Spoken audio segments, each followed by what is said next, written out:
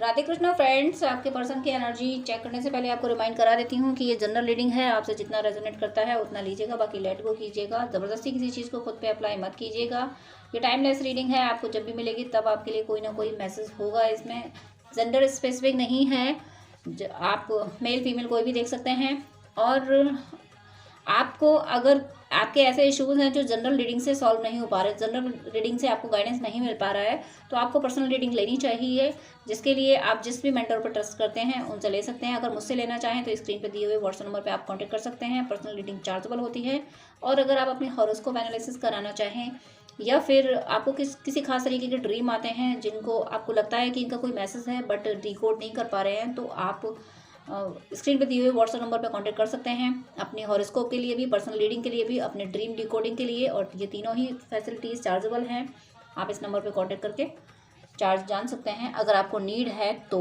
मैं फोर्स नहीं करती हूँ, किसी को नीड है और ट्रस्ट है तो।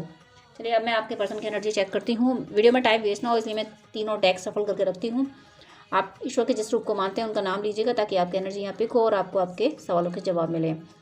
तो आपके पर्सन के लिए फर्स्ट कार्ड द स्टार है and queen of wands, next 5 of swords, hangman and 5 of pentacles. Bottom of the deck temperance. चलिए मैं एनर्जी एक्सप्लेन कर रही हूँ। आपके पर्सन के कार्ड्स मैं अरेंज कर लेती हूँ जैसे डिवाइन ने दिए हैं। आपके पर्सन का फर्स्ट कार्ड है, ये अपनी विश फुलफिलमेंट की कोशिशें कर रहे थे और स्पिरिचुअल प्रैक्टिसेस भी कर रहे थे। आपके पर्सन कोई ऐसी सोल हैं जो धरती पे डिवोशन को इंक्रीज करने आए हैं। आप और आपके पर्सन दोनों ही ऐसी सोल हैं।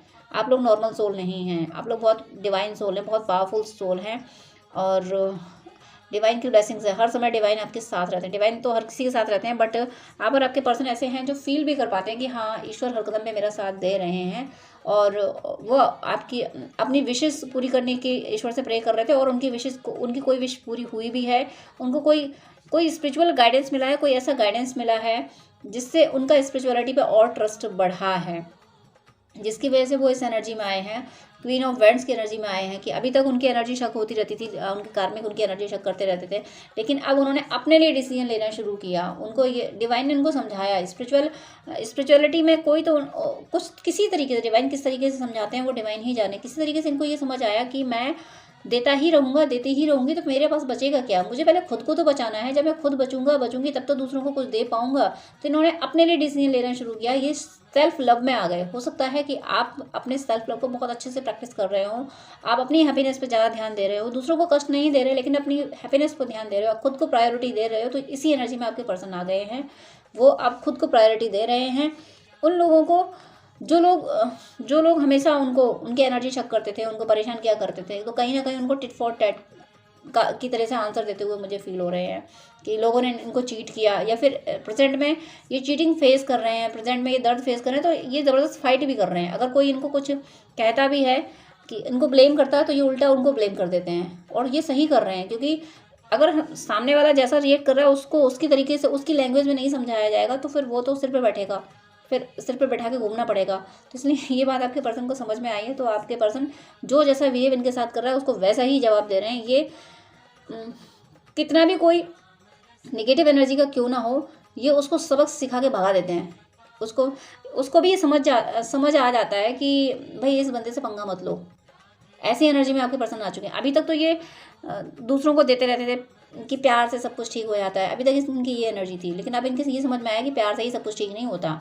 कभी कभी क्या बहुत बार ऐसी सिचुएशन आती है कि हमें सबक सिखाना पड़ता है। तो ऐसी एनर्जी इनकी है और अब ये इस एनर्जी में भी आ गए हैं कि मुझे नहीं करना ना, मुझे नहीं सुनना, तुम्हारी नहीं सुनना तो नहीं सुनना, सुनवा लो मेरे से। ये सिर के बल खड़े हो गए, शीर शासन कर रहे हैं कि मैं तो शीर शासन ही करूँगा। मुझे सिर के बल चलना है, मेरा सिर है, मेरी मर्जी। अगर मुझे सिर के बल ही चलना है तो मैं सिर के बल ही चलूँगा। मुझे नहीं सुनना किसी कार्मिक को। जो भी इनके आसपास हैं कार्मिक हैं, तो कार्मिक अब वीक हो रहे हैं। वो अब एक कार्मिक इन्हें इन्फ्लुएंस नहीं कर पा रहे, इन्हें कंट्रोल नहीं कर पा रहे हैं। कार्मिक अगर इनसे कहते हैं कि तुम ये कर दो मेरे लिए, तो नहीं करना मुझे, मैं ऐसे ही खुश हूँ, मुझे ऐसे ही अच्छा लगता है। तो ये इस एनर्जी में ना कहना भी सीख गए हैं, जो कि ज़रूरी है। डिवोटीज़ को ना कहना भी आना चाहिए, क्योंकि डिवोटीज़ अगर सर्व करते रहेंगे, अपने लिए कुछ बचाओ, अपनी एनर्जी बचाओगे नहीं, तो फिर कैसे उन लोगों की सुरक्षा करोगे जो जिन लोगों का भला आपके द्वारा होना है, जो जो भक्ति के पाथ पे चलने के लिए आपसे उम्मीद लगाए बैठे हैं।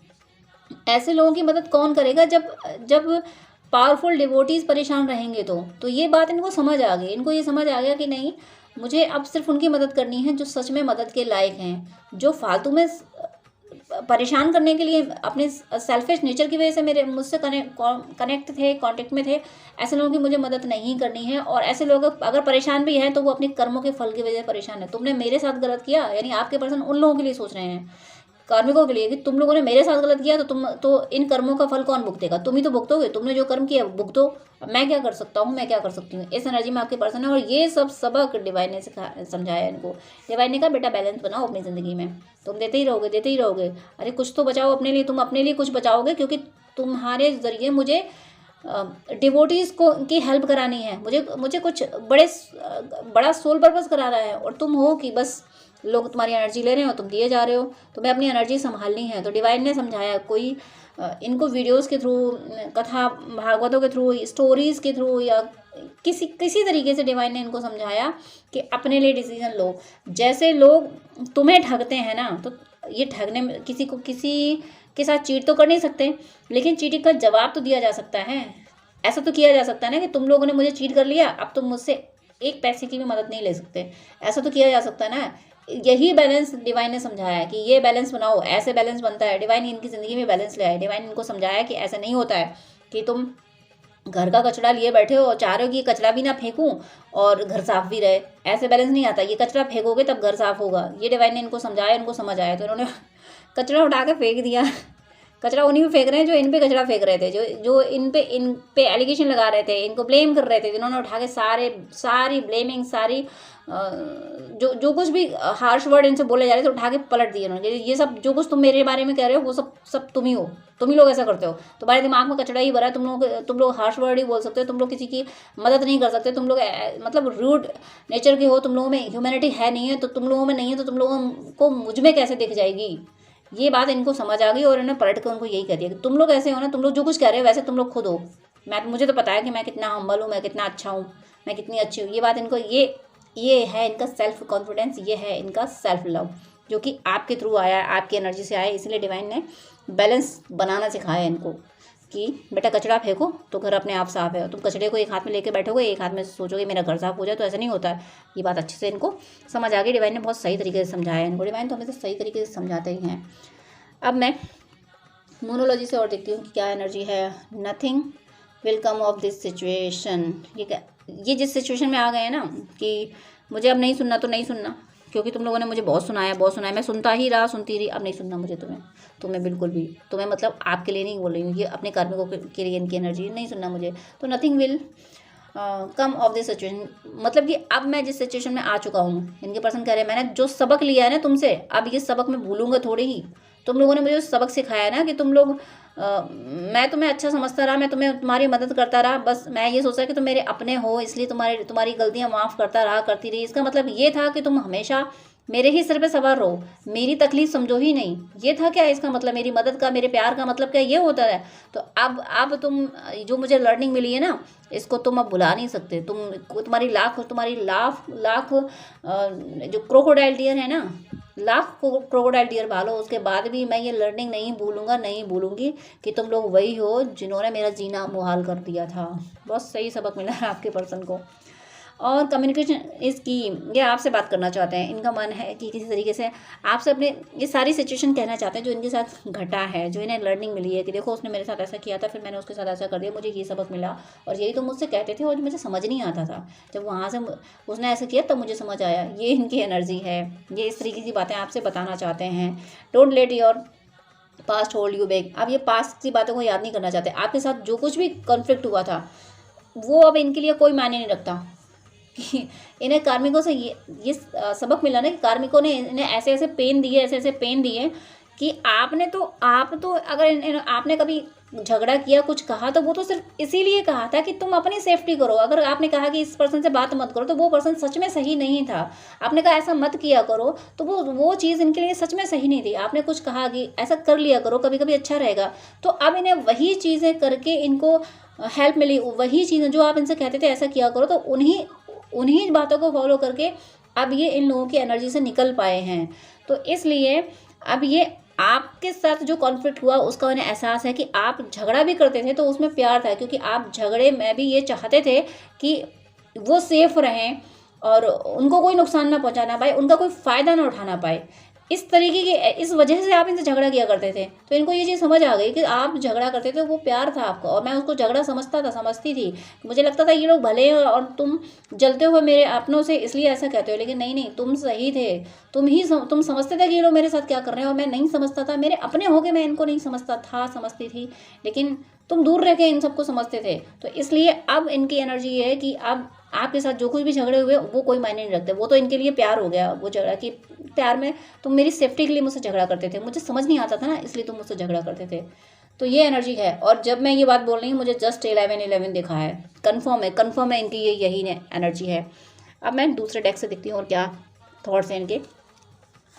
और इनके थॉट्स हैं न्यू बिगनिंग, शुरुआत करना चाहते हैं। न्यू बिगनिंग यानी जो कुछ हो गया ना, इनको सबक मिल गया ना, तो अब सबक मिलता है इंसान को, तो फिर वो सारे काम नए तरीके से करता है। दूध का जला छाछ भी फूंक के पीता है ना, तो वही चीज़ इनको समझ आए कि बहुत स्यापे हो गए ज़िंदगी में।